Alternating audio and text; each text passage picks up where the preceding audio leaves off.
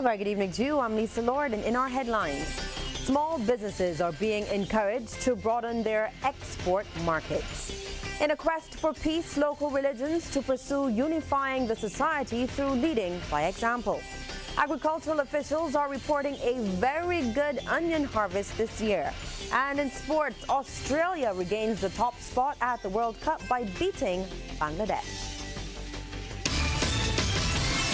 Broadcasting from our studios in the Pine St. Michael, this is CBC Newsnight, starting now.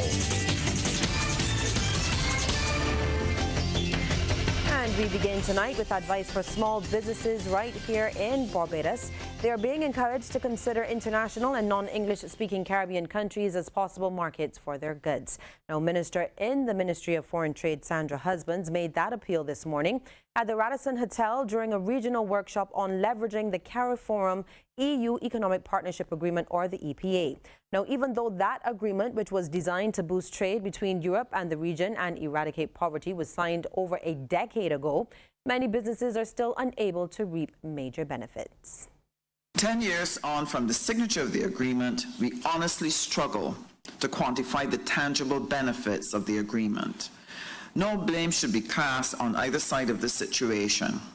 The time is long past for us to really begin to engage the agreement in the manner that the drafters intended. We negotiated an agreement with the business community in mind. The business community must now translate the benefits on paper to economic gains in practice. So I challenge you to use the agreement to test the strength of its provisions and to share with us your experiences as you seek to engage it. Minister Husbands also wants the entrepreneurs to be mindful of the needs of consumers in their respective target markets. It is important that our businesses are able to produce to economies of scale. And this means being able to develop goods and products that can be sold across the region among the 14 million citizens of CARICOM, but also to look at where there's a nexus between what our citizens consume on a daily, weekly basis with what our tourism visitors consume as well, so that we can put that together into a much larger market. It potentially could be a 24 million person market that we can do some production and sell our products into that market. Well, access to financing continues to be a major hurdle for small businesses. That observation from head of the Small Business Association, Senator Lynette Holder. While she describes government's trust loan program as a great initiative, she says the amounts dispersed will only cover a small fraction of the costs incurred by small enterprises.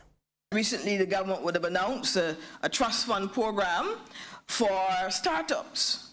I dare say that is a commendable effort. It, however, does not go far enough.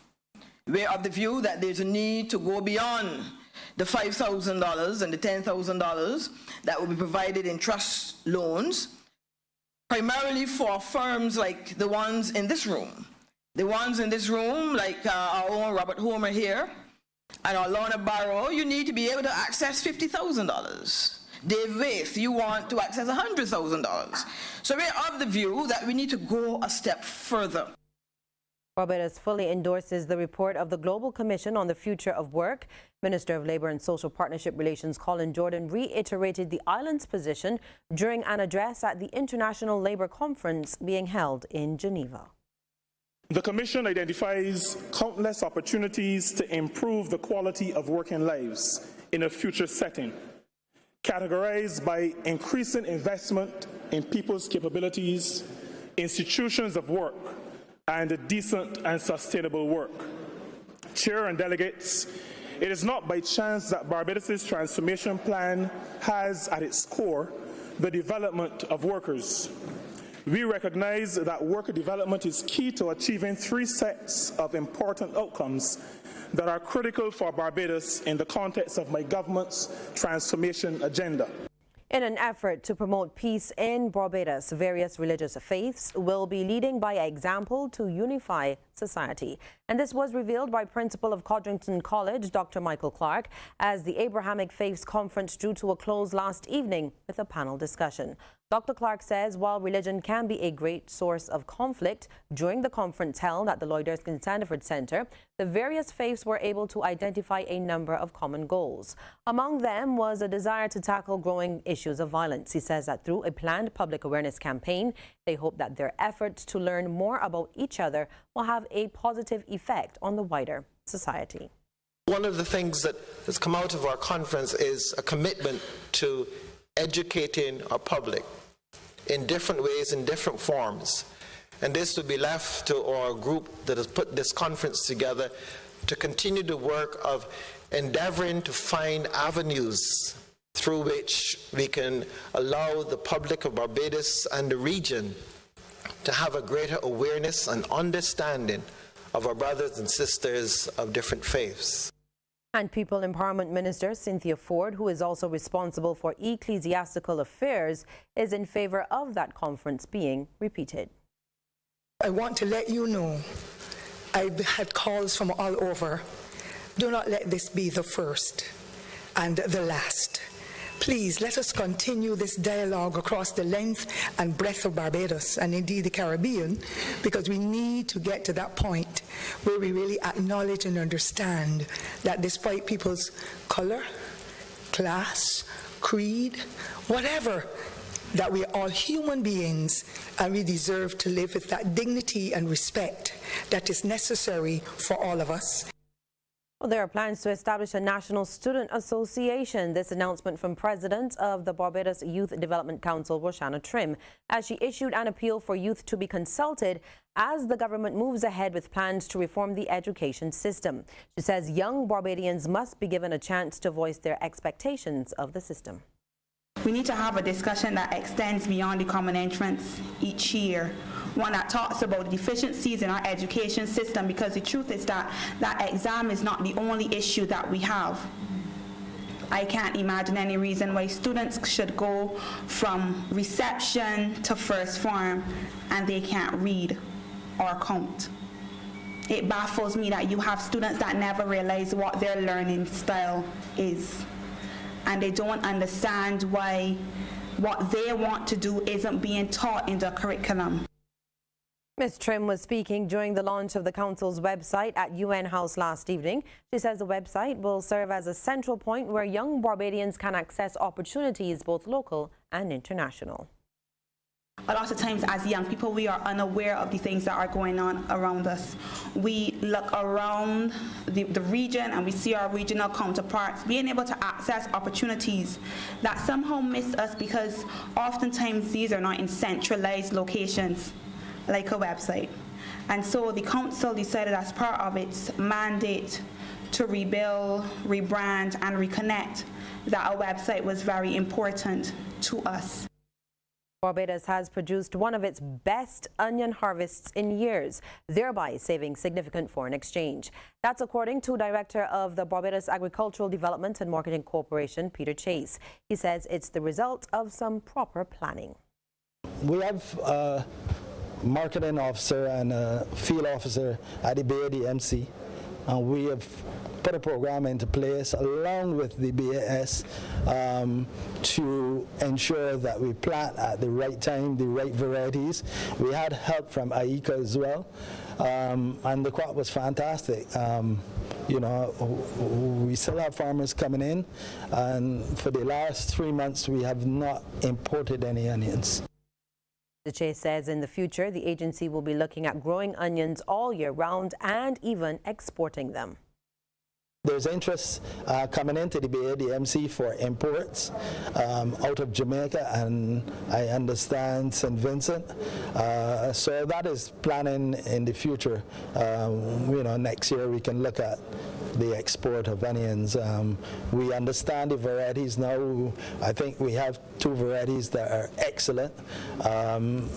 Before, some of the manufacturers felt that our onions might have produced a little too much liquid, but we have that fixed now, and the varieties are right, as I said.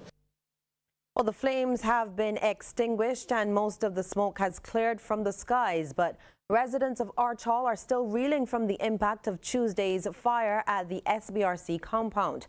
This afternoon, a CBC team visited communities downwind from the dump to hear firsthand how they were all impacted, and some have even called for the dump to be moved. I just can't breathe properly. I had to come in the house and I closed up the windows and went into my bedroom and take my inhaler because I'm asthmatic. I took my inhalers and I just let the wind blow in my face. Somehow it never worried me before. I get a lot of smell and things. It never worried me, but yesterday it was really hectic. We had to shut down the house and everything yesterday because it really started to get into the house and affect the little children and stuff.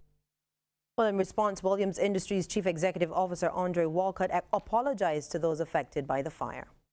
On behalf of Williams Industries and SPRC, we do apologize to the residents in the West that had to suffer through the smoke for the last 2 days, but through the efforts, we think we have it contained. I can tell you at this point, we've actually restarted operations. The SSA and some of the private haulers have been bringing material here to the site. We've made accommodation for them just on the western side of the property, as well as another piece of property on the opposite side of the road, on the northern side of the road, I should say. So things are moving, and hopefully within the next day or so we should have the transfer station back up and running. We just need to make an assessment of the smoke, make sure it doesn't pose any harm to any of the workers of the SSA or to any of the SPRC staff, and I think we should be okay. And Fire Chief Errol Maynard estimated that the blaze would have been brought under control around 6 this evening. He also thanked his officers and others for their assistance. So far, we have had it 99% extinguished. So by 6 o'clock this afternoon, we should have all the smoke, or the 99% of the smoke over. We are working on the smaller sites where our equipment can be used, because basically we do not have the equipment to contain a fire of this magnitude. So generally when we have a fire like this, we operate in conjunction with those industries that have the requisite heavy equipment. Regional stories now, when we start in Jamaica, where survivors of the 1963 Coral Garden atrocities are once again calling on government to honor its promise for compensation. As many as 150 Rastafarians were detained by police over a 3-day period following a violent incident at a gas station. Some of them were tortured and killed. In 2017, Prime Minister Andrew Holness in Parliament apologized on behalf of the government for the actions of the state at Coral Gardens in St. James in 1963. Earlier this year, it was revealed that $13 million of the proposed $102 million to compensate survivors or their families was put in a trust fund. But to date, the group says they are yet to see a dollar. Today is 56 years. 2 months, 8 days, no recommend from no one. They treat us like animals. We're tired of them now, I can say it. And I tell Mr. Chang to tell Prime Minister, say, we're going to go demonstrate because they take too long. Out of my division, 2017 dead, no get none yet. Most of the brethren perishing right now. Need doctor of care, and you cannot find no money. Some sick out can't move, cannot be here today. I even have myself right now. I'm in pain. I have a high pressure. For I drama from those days, from 1963. I drama until this day. Earlier this year, the Coral Gardens Benevolent Society said a social inquiry report was required before compensation could be granted to the survivors. They said the process of data gathering for the report started last June, but they were awaiting an update from the Public Defender's Office. It's still not clear if that report has been done. But the Rastafarians say the process is taking too long. They feel that at the current rate, none of them will live to get anything.